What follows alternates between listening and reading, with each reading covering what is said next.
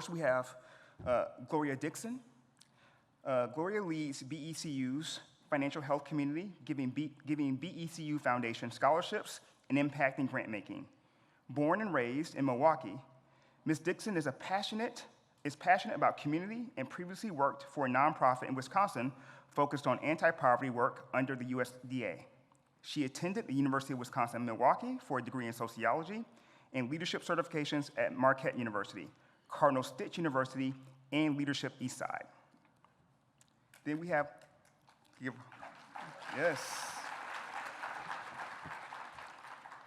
we have Deborah Fears. Deborah currently serves as President CEO of the Chicago Post Office Employees Credit Union. Ms. Fears has worked in the movement for over 14 years and became CEO in 2020. Prior to joining the industry, she spent several years working in human resources.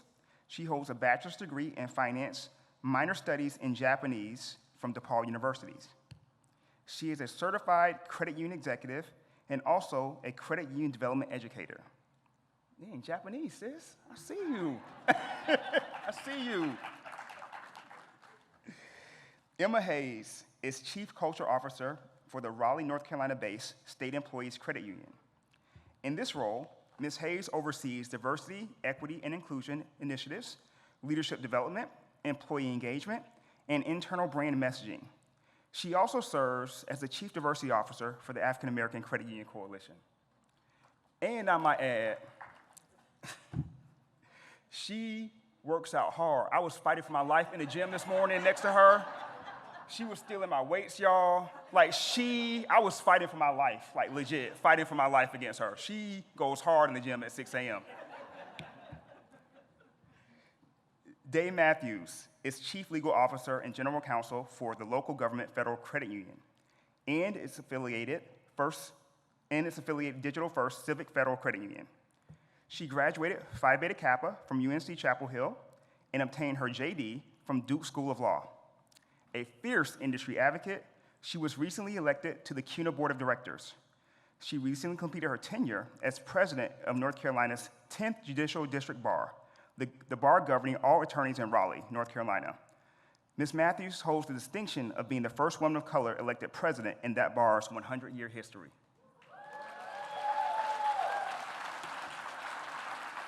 All right.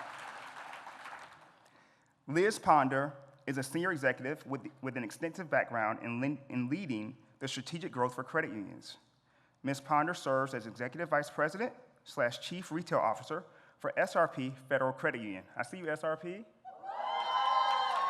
A $1.7 billion financial institution headquartered in North Augusta, South Carolina. Her area of responsibility includes branches, facilities, branch builds to include expansions, virtual center, contact center, insurance, investments, and employee learning and development. She obtained a Bachelor of Arts from Alabama State University, and she's also a certified chief executive. Okay, what is it, Go Hornets? Go Hornets, okay. Moderating today's panel is Carlene Alexander. Ms. Alexander is a diversity, equity, inclusion, and belonging professional in the New York metropolitan area. Ms. Alexander is the Global Diversity Officer at the United Nations Federal Credit Union, where she oversees the United Nations Federal Credit Union's global diversity, equity, inclusion, and belonging. Welcome to this distinguished panel.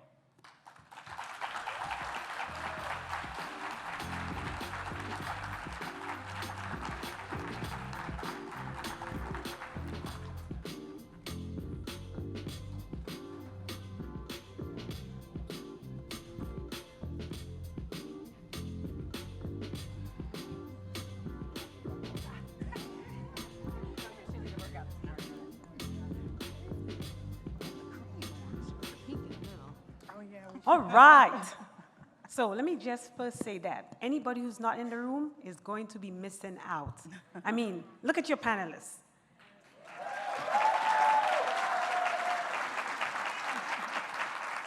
And while I know it's after lunch, pull out something to record. Pull out something to take notes because you have some real gems coming out of that panel and you want to take it back. All right, but before I start, I just want to acknowledge something. You know, when I think of Renee, I don't know if you've read the book, The Immortal Life of Henrietta Lacks, and if you haven't read that book, I suggest you get it. That's how I think about Renee.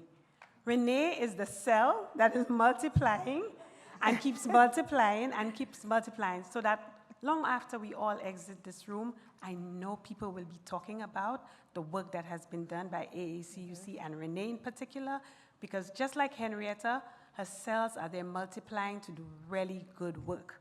Yes. Yeah. So thank you, Ms. Renee, and happy 25th anniversary AACUC. Cells continue to multiply. So I'm going to take you right to it, and we're going to get these ladies going, and again, get your pens and pencils, and I'm going to start right off by starting with Deborah. So Deborah, let's talk about what you bring to the table. So can you share some unique challenges and opportunities that you have encountered as a woman of color in the C-suite? Absolutely. We ready to get into this, ladies? Do it. All right, I'm ready to talk about it. So, you know, I'm thinking about the challenges that I faced, and I'm thinking, how in the world am I going to pack in all the challenges that women in the C-suite, women of color in the C-suite face in just a couple of minutes? I mean, you know, but I'm going to try. So I started my career back in 2000 and worked as part of the diversity team, supporting, you know, ERGs and employee retention. And I was part of the team that trained senior executives how to lead a diverse workforce. So needless to say, very often I would get calls from women who were women of color in the C-suite, and I was not in the C-suite at that time. And, you know, they were struggling. They were struggling on these projects, dealing with, you know, the microaggressions and the being passed over for promotions for the nth time, and, you know, getting slighted for raises or salary adjustments.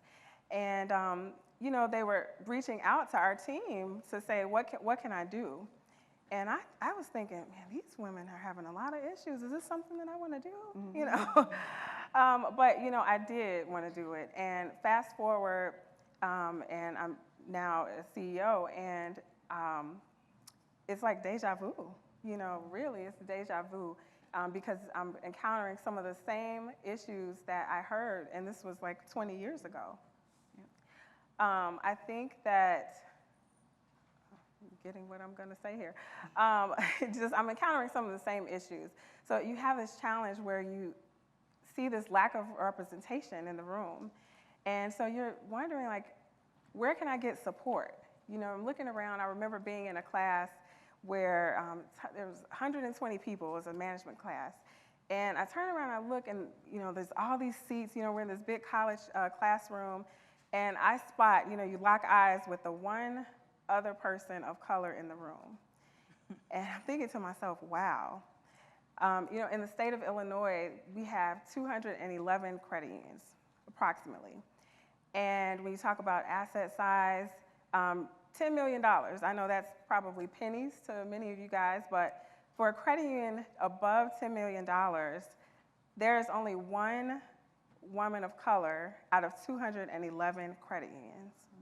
And I happen to know her very well.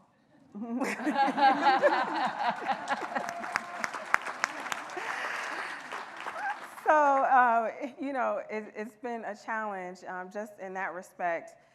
You feel this need to succeed, you know, and it's not from a standpoint of being ambitious or being motivated or driven. I mean, I think if you are in the C-suite, those characteristics are already embedded in you. You know, this is what you do. But you feel like you have to succeed, like that there's no room for failure, because if you do, you're not just, you know, the CEO or the executive who you know, botched the job or you failed. You're the black woman who failed, you know, and it just carries so much more weight. You feel like you are judged twice as harshly as maybe some of your white counterparts. And that can be a difficult pill to swallow. Yeah, I agree. It is challenging, and you describe what probably many in the audience experience on a day-to-day basis themselves. The inability, to know a pathway forward, how do you get promoted, where do you go? But again, you're an example of that. It can be done. Yes. And that yes. it is possible. Yes. So that's what we need to see. So thank you so much. Absolutely. All right, so let's go on and we can ask some of the questions. So Emma, we're coming to you right now. So how have your diverse perspectives and experience as a woman of color influenced your leadership style and the decision-making in the corporate world? Thank you, Carlene, and just honored, thanks to Ms. Renee for the opportunity to kind of share some of our experiences. I am probably the youngest in terms of tenure. I felt that heat come from day, right? In terms of tenure to the C-suite. And what I can tell you is that the perspective that women of color add to the C-suite is a perspective of empathy. Like, we come to the table knowing what the struggle is, having experienced it not just as a woman, which comes with its own challenges, but also as a person of color. So it's compounded. So we get to experience life through a very unique lens that gives us this fortunate opportunity for growth as we look to help develop and educate the people around us. Now, that is one of the challenges, because you end up having to kind of be the shoulder that a lot of your peers lean on to cover the masses of people who they don't necessarily have an intimate relationship with, so that they're not intimately familiar with what those challenges are. So you come to the table representing them, and you make sure that whatever the conversation is, that they're included in terms of having a voice, having awareness, providing education, whether it's something as simple as pointing out a microaggression in a way that doesn't label you as the angry Black woman. There's a delicate balance that you play all the time. I'm not a politician. I promise you I am. Day has been working with me on this for the past 8 or 9 years, how to show up authentic, but also to toe the line so that people can receive the information that you're giving them so that it's palatable for them. So making people around you comfortable, disarming any of those things. You have to do all of those things before you can even begin to have a conversation. And so that's the perspective that I bring, is that, hey, while we're having these conversations, let's not forget about the people, right? And the people includes all the people. And so just bringing that perspective to the table is, I think, the added treasure that I have the opportunity to kind of help with at my credit union. Thanks, Emma. But you said something that's really important. Sometimes we don't think about that empathy. Empathy is a superpower. Yeah, it is. And so you need to wear that, because it what introduces belonging. When people walk into an organization, they need to know they belong. So wear that superpower, wear that cape, wear that empathy model, so that people know they can come. And then you are right, you do carry a lot on your shoulders when you pave the way to go ahead. But we need that. And again, looking at it, it can be done. All I'm hearing is we can do it. We need to see we can do it. So wear your cape, wear that empathy superpower. Love it. Okay. As the youngest. So we're gonna go on to Liz. We have some questions for you now. So let's talk about, what strategies have you found effective in navigating and overcoming barriers or biases that you have faced throughout your career? Good question. I'm not sure if I can answer that right off the bat, because I'm pretty exhausted by your question. I mean, just thinking about all the things that we do have to carry as women in this industry. You got to disarm. You got to make everyone that's in the room comfortable. So we really have to be so in tune with ourselves before we can even get the work done. So yeah, I'm actually tired right now. But talking about biases and challenges that we may have in our role as, I call it, myself being the double one. I am also the only woman of color, person of color in the suite. No, I have Douglas, he's over there. Douglas has his head down. But I'm the only woman, and only woman of color, so I am the double one. But some of the challenges that we have, I want to say that our walk is really real. It is exhausting. And I always say to my team, oftentimes we have to check in with ourselves to make sure that we are balanced mentally. How many of you have walked into a room, into a boardroom, really knowing your game, your stuff, you're aware of your skill set? The conversation begins, you start talking and nobody's listening. In my life, I always say there's two things that people really want to know. Do you see me and do you hear me? Absolutely. So women of color have often felt that we're not being heard. Yes. And a lot of times we're not even being seen. But I can tell you, once you drop that information, your counterpart has already picked it up. And what he or she is doing is they're taking it on to the next meeting. They said, oh, this was a really good idea. So how does that make you feel as a woman of color? You have to find a way to really navigate, because it's a real life. And I know sometimes these are difficult conversations to have, however, they must be had. You have to find an alliance in that room, someone that you can truly partner with. You heard the speaker earlier talk about how important relationships are. I cannot stress that enough.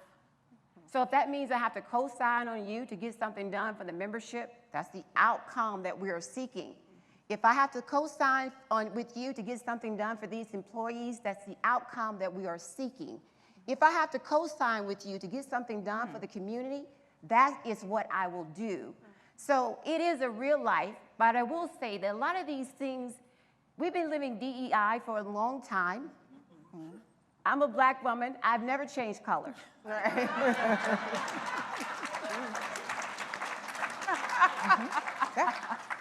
And I show up as my authentic self every day. I don't know how else to do it, but I will share this with you. There was a time in my life when I did try.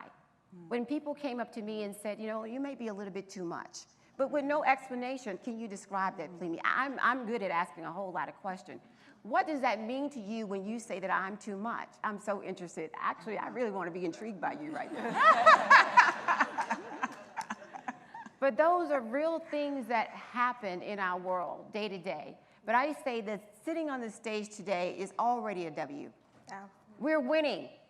Yes, absolutely.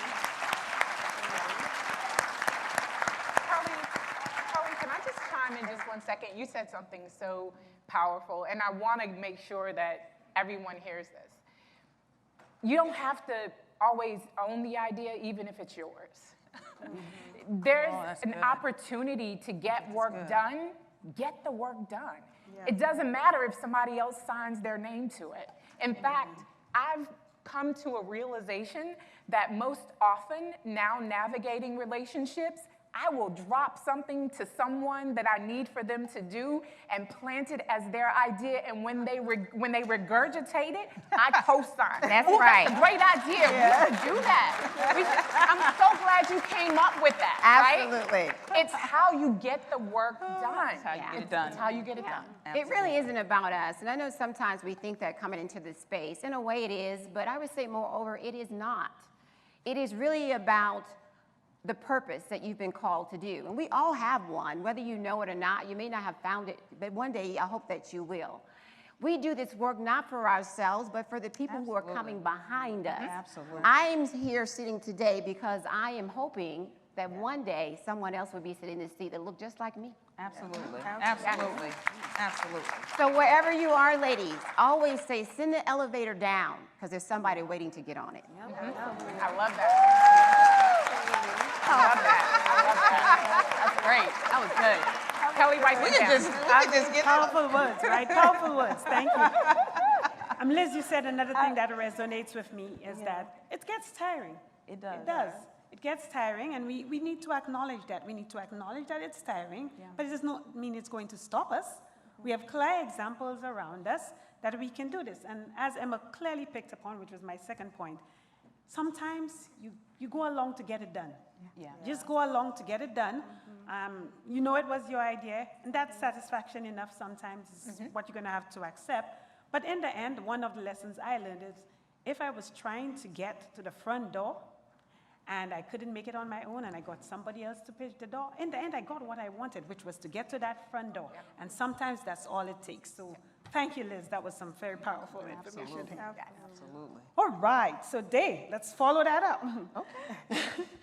Have you experienced any intersectional challenge where both your gender and your race shape your experiences in the C-suite? And if so, could you provide us examples of how you have dealt with it? Okay. Loaded question. Very loaded. But if I could first, I want to respond to something that Emma said. She shared that I had been working with her, right, to sort of find that balance. I'm working with myself, right? It's a continuous process, growing.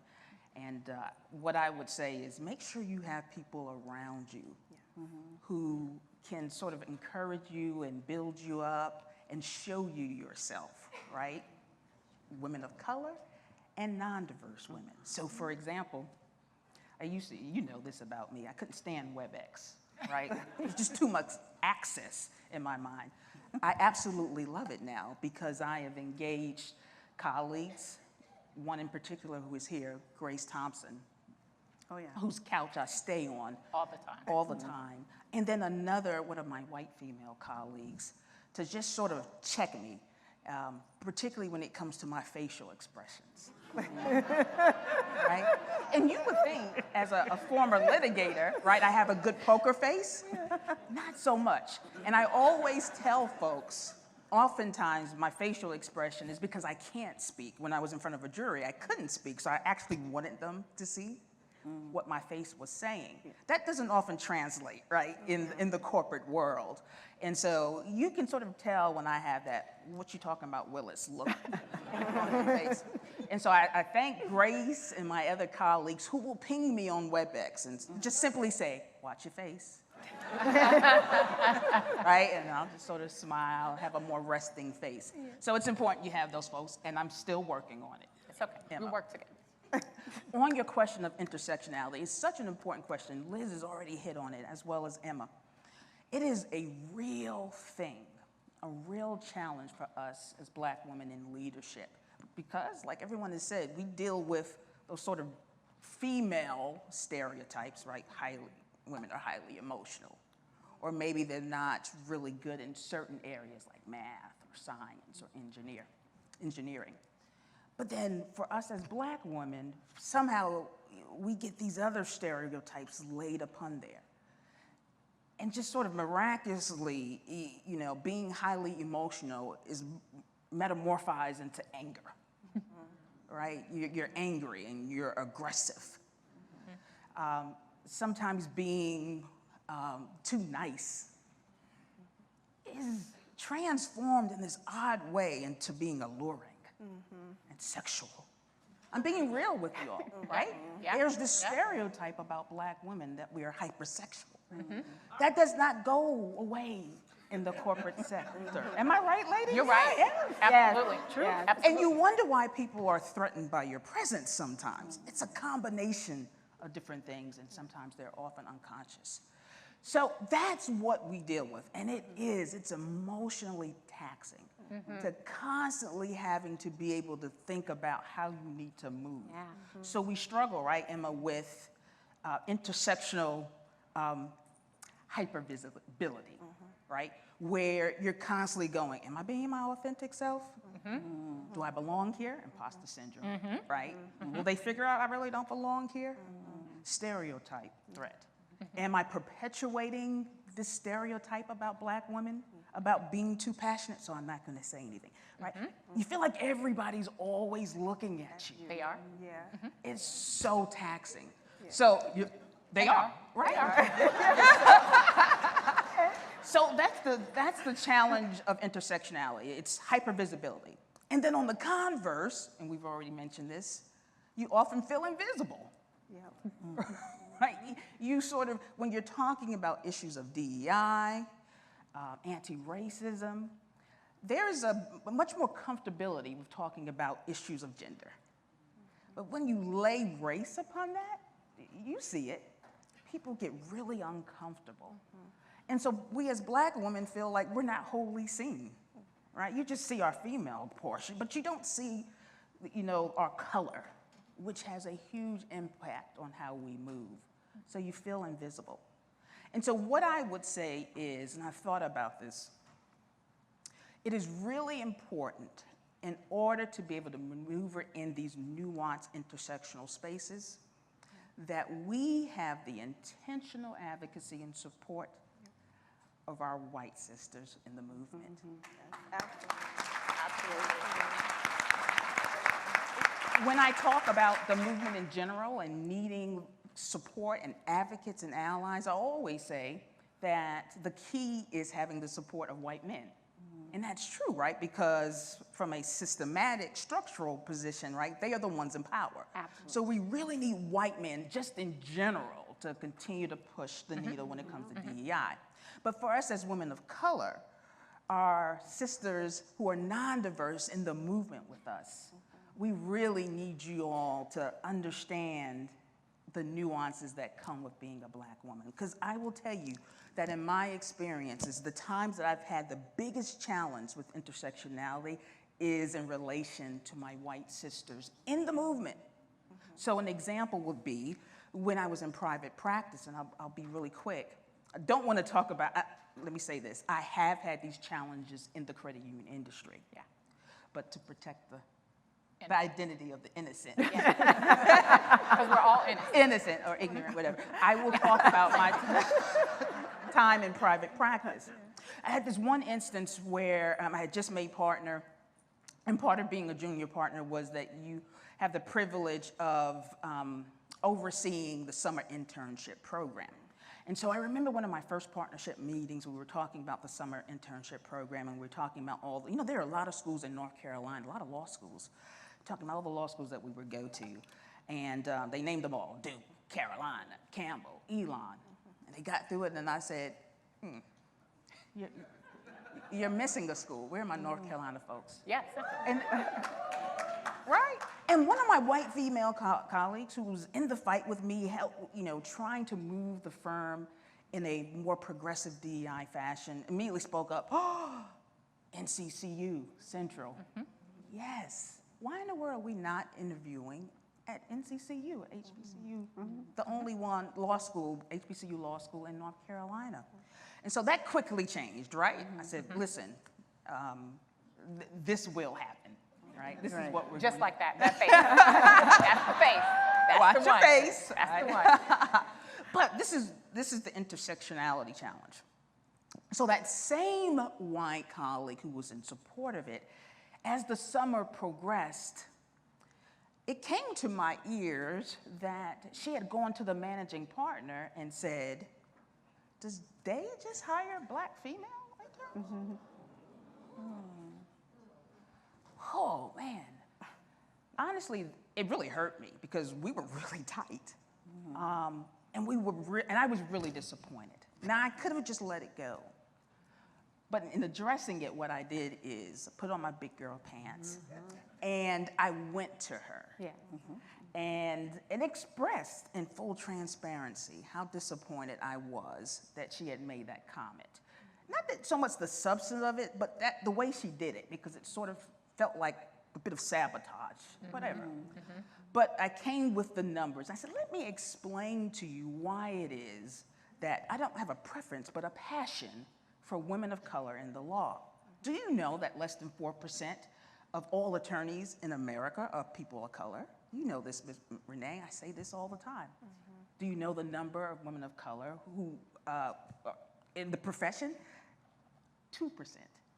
And then you talk about the number of us who are in firms at partner levels, and then the number of us who wear the GC, CLO hat in Fortune 1000 companies. I think we're up to 60 now, so 6%. Yet Black women are some of the most pedigreed and educated and experienced and qualified women. So I said to her, it's clear to me the issue is opportunity. So do I have a preference? No. But I do have a passion for it. And to my friend Liz's point, I said, because a door was open for me and many doors, I'm going to put my foot in that door. Yeah. Moving forward. Yep.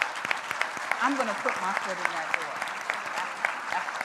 And I'm going to make sure women of color who are attorneys have the opportunity that I had. Now, what they do when they get there, right? It's on them. But I'm going to make sure they have the opportunity. It was enlightening for her, right? And I didn't come to her, you know, angry. It was really a wonderful, we actually shed some tears, quite honestly, together. And after that, we became even closer friends. And she is an absolute fierce advocate for women of color. I mean, two great nuggets there for me. The facial expression, we know how we do. Can't help it. We need to get ourselves put in check. So it's something we all struggle with. We really struggle together, but we keep each other. Yeah. And you know, you said something. You know, when we're in rooms and you're authentic, and should you be there? There's something I have to say to myself all the time, and it's, you must have heard that line. I often have to say, you, Carlene, are a child of the universe, and you have the right to be here. Yes. So it's something we often have to remind ourselves. And I just love that you did one of the things which we say all the time. Go to the person who's causing your dissonance, who's causing your disconnect, approach them. Yeah. Can I just, one last thing, because I've always been taught that you need to appreciate your allies and your advocates, and you need to do so publicly. So when I was talking about the need for white female advocacy at a very nuanced level, that intersection where we live, I have to thank Ms. Debbie Smith. I see you, Debbie, back there from Georgia United. Who is not only an ally, but an advocate for me. Allies, they do the work, right? They're the worker bees. They'll support your initiatives. But those advocates, man, those folks will put their name on the line for you, right? And do so when you're not in the room. It's because of Debbie that I'm on the board of CUNA right now. It's because she raised her hand and said, I think you should run. And I said, I don't know enough people. She said, don't worry about it. Yeah. She had already started working and lobbying with Miss Renee for me. So thank you, Debbie. Appreciate you. Thank you, Debbie, and to all the allies out there who really help us get through, and the advocates, those who go out there to bat for us just as hard as us. Thank you. So, Gloria, we got to get you into the mix right here. So we'll see. How have you maintained your authenticity? We've been talking about authenticity a lot right now. So how have you maintained your authenticity and stayed true to yourself as you identify as a woman of color in a predominantly white corporate environment? Thank you for that. Before I say anything, I really want to thank Renee, because I probably wouldn't be sitting in this position if not for her counsel and her dedication to making sure she's uplifting people. So just thank you, Renee.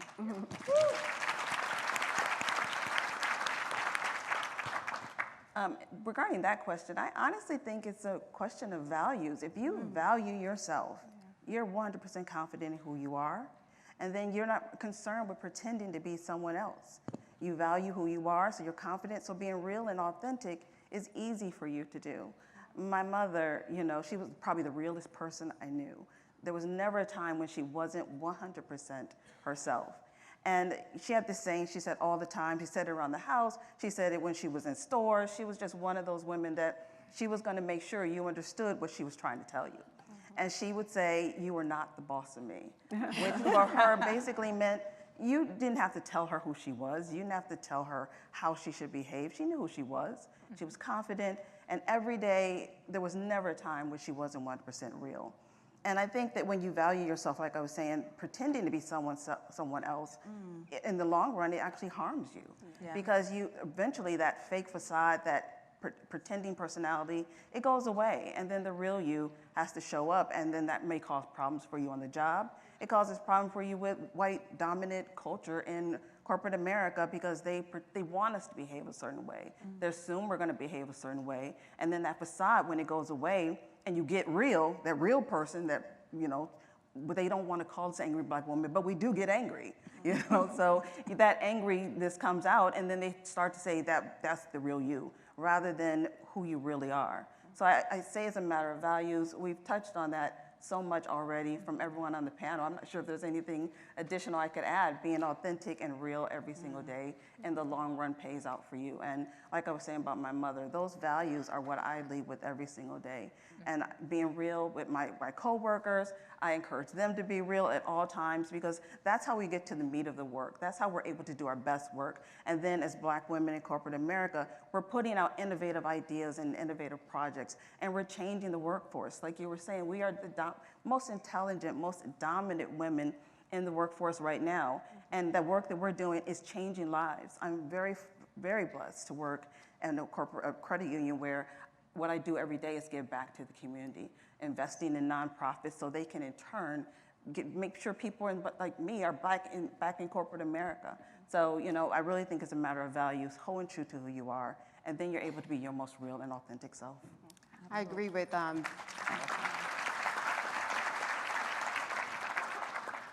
what Debbie is saying. However, I do think that there are times when we are not authentic. Not because we don't want or desire to be authentic. Sometimes the circumstances in which we're in, we try to fit in. Or someone is saying to you, you know, you may be a little bit too powerful today. Your hair may be a little off today, or, you know, what is your hair? Oh, by the way, let me touch. These are real issues that are happening in our organization, the way that we walk every day. So even though sometimes you want to be authentic, there is a side of you that sometimes is say, let me try to fit in. And once you take that step, you find out that you're not living your best life. We talk about this not enough. When we talk about when we don't be our authentic self, again, not because we don't want to, because there are challenges we can't do it. It really impacts you mentally. And I was telling someone just the other day, it can create a trend of trauma over time. Right. And that trauma may not show up for years later, and you encounter that situation again, you're like, oh my God, I encountered that 10 years ago. So that lets you know that the hurt is real. I mean, for our counterparts that walk up and say, oh my goodness, you have a new hairstyle today, you change every week. That's a real walk for a Black woman. But it's also very heavy when you say that, because we have more to bring than our hair. We have more to bring than our shoes. We have more to bring than our bags. We have more to bring than our outfits. We bring our true competencies to the table every day. And that is what we want to be respected and received for. Just to add just a little bit. So authenticity is important, but let's just keep it real, y'all. Y'all know we have code switching. We got two faces everywhere we go. We have to show up in rooms and make ourselves, I will not advocate ever for anyone to make themselves small, but to make ourselves palatable so that we can get the work done, Absolutely. right? So that comes with navigating. And for Black women, as a child, you learn how to do that, right? So when you're at your house and you're playing around, and then you and your mom leave the house, the first thing she says is, now don't embarrass me. You know how to act, don't embarrass me. You immediately go into your secondary self, right? So you can't show up in every space with the same person that you might show up into some of the other spaces as, right? I'm from the country, backwoods, North Carolina. I'm from deep country, and when I go home and I'm having conversation with my family, I don't talk like this. Right. I don't talk like this. No, ma'am.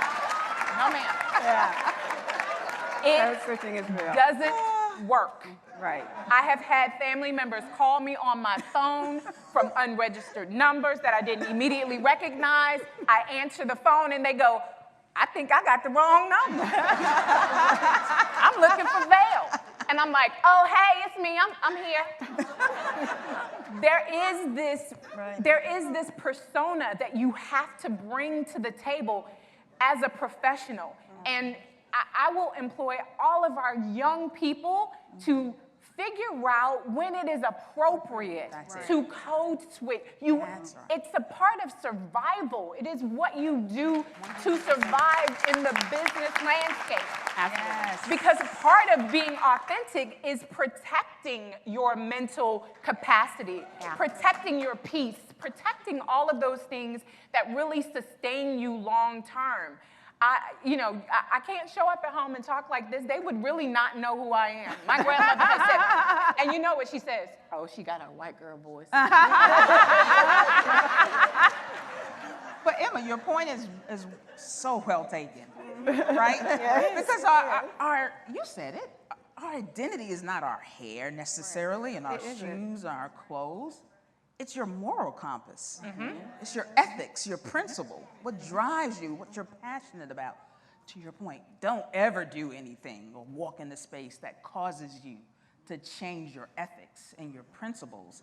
But there's nothing wrong with, changing your suit and, even your conversation sometimes. Your dialect. I like that. I learned the hard way. When I first started practicing coming from New York, I'm a Queens girl. Grew up in Queens in the 80s and 90s. When I first started practicing trying cases in Eastern North Carolina, it was a show. I'd walk in there with my hot pink suit, my big dookie earrings, and my hair was kind of like this, and I was just going, talking really fast, and you could just see the jury like, what is this? And I couldn't figure out why I kept losing my cases.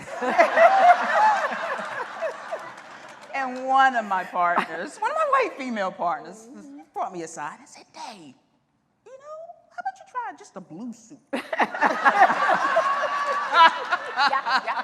Yeah, just a blue suit, Gray, black, slow down your speech. And so I did all that. It didn't change who I was. Right. I was still Dave from Queens, but just in a different window traffic. And I was able to be successful. And so you can do it, and it doesn't change who you are. Absolutely. Yeah. So I hope you took notes, because that's a gem. that conversation there was really a gem. You have to get into the room to be able to influence it. And that sometimes means you have to code switch, change. You need to get in there first, because if you're out there, you just can't have any effect in that room. So it requires you to bring something different to the table, and we do it. Yep. So ladies, I'm watching the time, so I'm just gonna say, if each of you would just take some time, I'm gonna just go down the line and provide perhaps what has been the most significant gem you've learned, in that whole history. There's something, if you have a chance to tell your younger version of yourself something, what would you tell that version of yourself? I know that was kind of off script a little, but I really think you've given some good information, then I would like to share that. Want to go ahead? No, not really, but I will. What have I learned? That's the question, right? What would you tell young Liz? What would I tell young Liz? Be patient. I am so impatient. There's always a rush to get things done, but I think that patience is a virtue. It takes time for things to brew. I think about growing up in the country, backwoods as well, special dialects. We must all have that in common. But I remember my mother would take time to make sure things was seasoned really, really well. So it took a long time to get to that type of flavoring, right? So for us, as we embark upon this journey, I would say to my young women who will one day be sitting in this seat, we just don't know when, but you're on your way, that be patient. And always walk in the element of kindness. It doesn't cost us anything to do that, right? And I would say to the young Liz, I would tell her, you're good enough.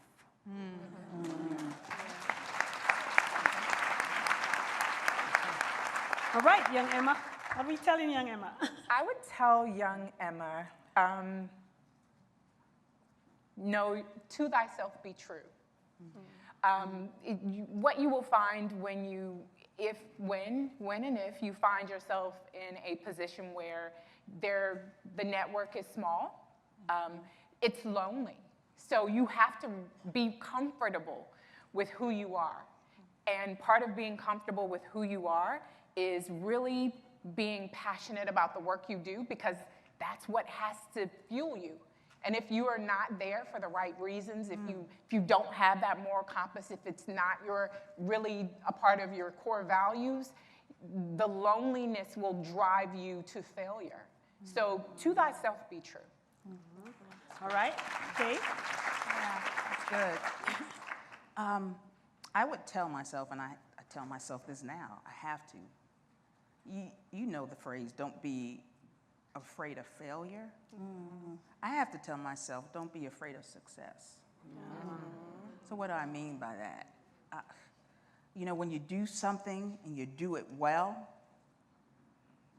people want to see more of you, hear more from you. Honestly, that sometimes makes me anxious, right? Because I feel like the expectations of me are higher.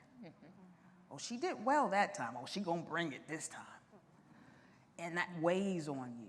And what it does is it can sometimes put you in a place of inertia where you don't step out on the risk curve and expand yourself and challenge yourself. So I would tell you, and you will continue to succeed as you go up the ladder, don't be afraid to keep killing it. It's okay. You can do it. That's good. That's good. All right, Deborah?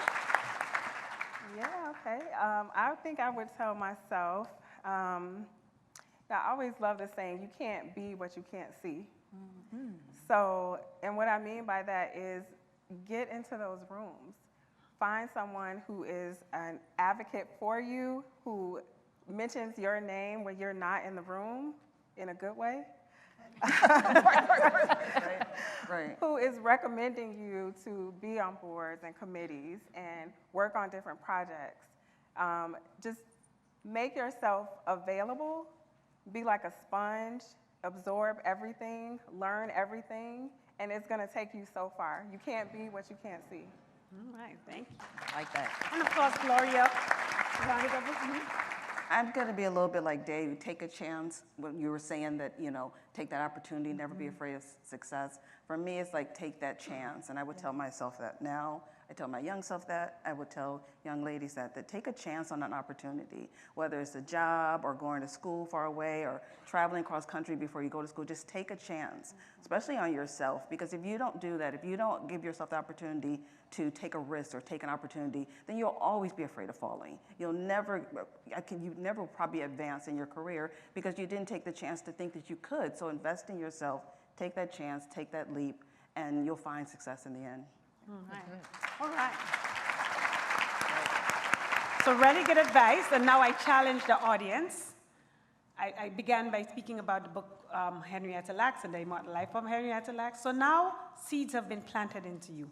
So now we're going to have the Immortal Life of Renee Satterwhite, because the seeds you've gotten here by being in this space, because of all the work Renee is doing, you need to go and plant it and make it immortal right now. So I'm challenging all of you to go out there and really plant these seeds, multiply these cells, because that's how the work is going to be done. And you have some excellent information from it. So can I get a round of applause for this lady?